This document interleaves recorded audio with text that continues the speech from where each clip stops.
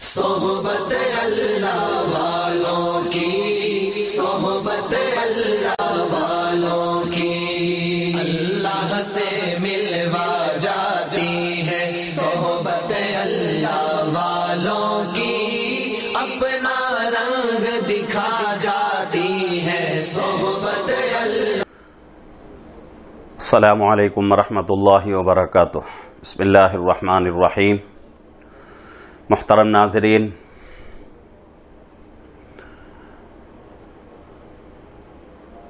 ایک ضروری مسئلے کی وضاحت کرنا ہے، اور وہ مسئلہ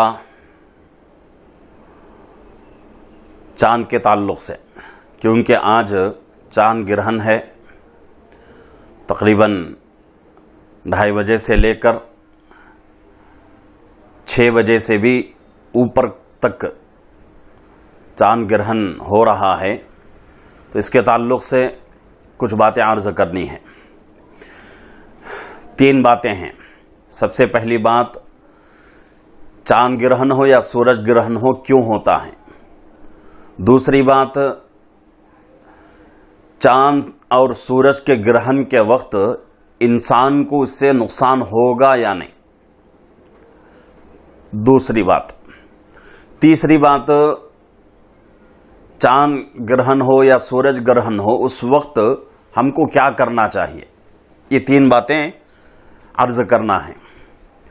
ابھی جو ہے 1 ہفتہ پہلے تقریباً سورج گرہن ہوا تھا، اس وقت میں نے مسئلہ واضح طور سے عرض کر دیا تھا، لیکن اب جو ہے اور بھی واضح انداز سے، واضح طریقے سے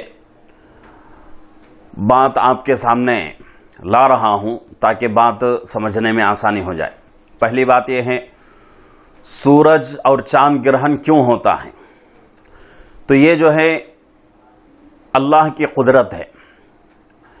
اللہ رب العزت سورج اور چاند میں گرہن لا کر دنیا کو اور دنیا کے انسانوں کو یہ بتانا چاہتے ہیں کہ بھئی دیکھو ہماری قدرت، ہماری طاقت، کہ ہم جب چاہیں سورج کو بے نور کر سکتے ہیں، جب چاہیں ہم چاند کو بے نور کر سکتے ہیں۔ سورج گرہن، چاند گرہن کیا ہے؟ اصل میں اس کی جو روشنی ہے وہ روشنی ختم ہو جائے، ماند پڑ جائے، اس کو سورج اور چاند گرہن کہا جاتا ہے۔ یہ جو ہے اللہ کی قدرت کے کرشموں میں سے ہے، سب سے بڑی قدرت ہے اللہ کی۔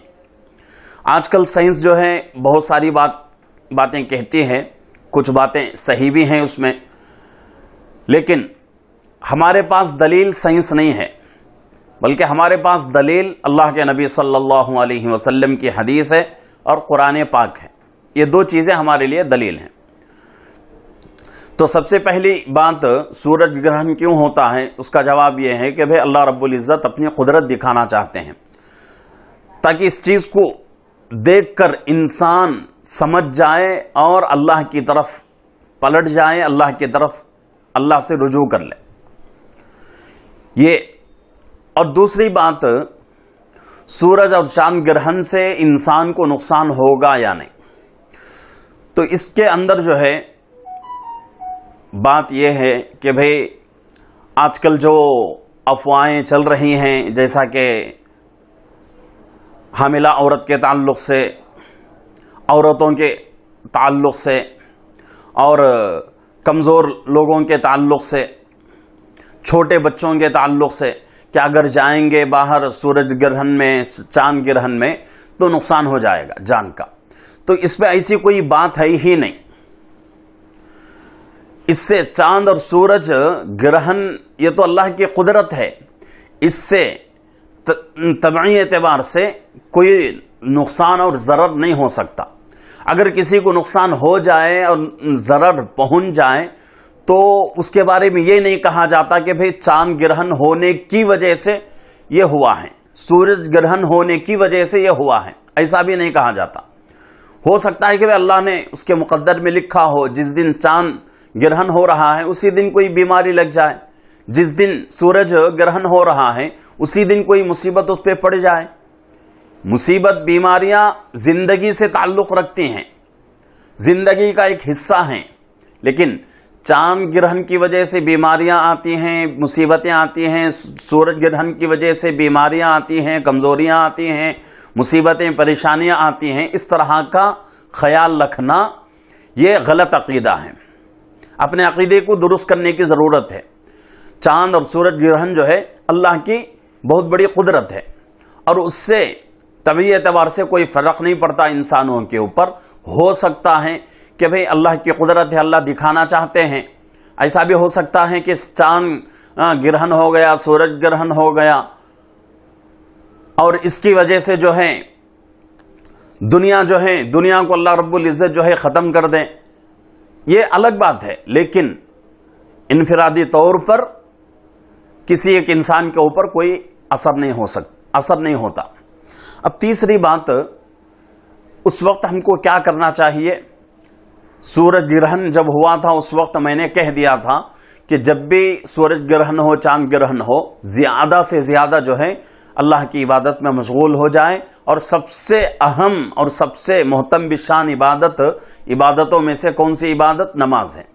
تو نماز میں مشغول ہو جائیں۔ اللہ کے نبی صلی اللہ علیہ وسلم کی یہی جو ہے سیرت ہے، اللہ کے نبی صلی اللہ علیہ وسلم کا یہی طریقہ ہے کہ جب بھی سورج گرہن ہوتا تھا، چاند گرہن ہوتا تھا، تو اللہ کے نبی صلی اللہ علیہ وسلم صحابہ کو جمع کر لیتے اور کیا کرتے؟ نماز میں مشغول ہو جاتے، اور بہت لمبی رکعت ہوتی تھی۔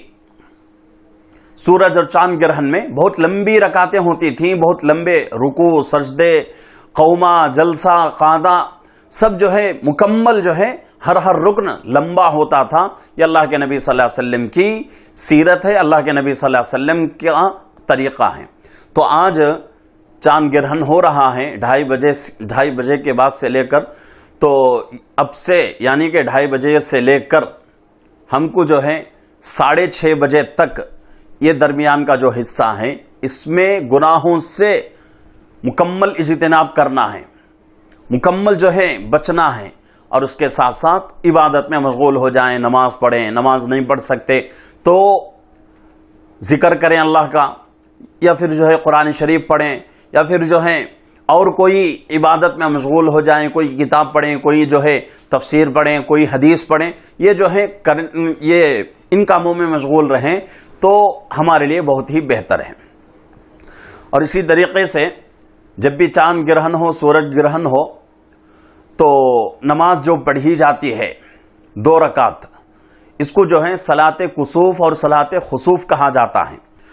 تو یہ نماز کسی جو ہے بڑی مسجد میں یا پھر جو ہے کسی کھلے بڑے میدان میں پڑھنا چاہیے۔ اس کا طریقہ یہ ہے کہ 2 رکعت صلاۃ خسوف یا صلاۃ کسوف، یہ نیت کر کے 2 رکعت نیت باندھ لے، 2 رکعت کی نیت باندھنے کے بعد چاہے تو امام جو ہے سری قرات کرے، چاہے جہری قرات کرے، دونوں طریقے ہیں، لیکن بہتر طریقہ جہری یعنی زور سے قرات کرنا، یہ طریقہ ہے۔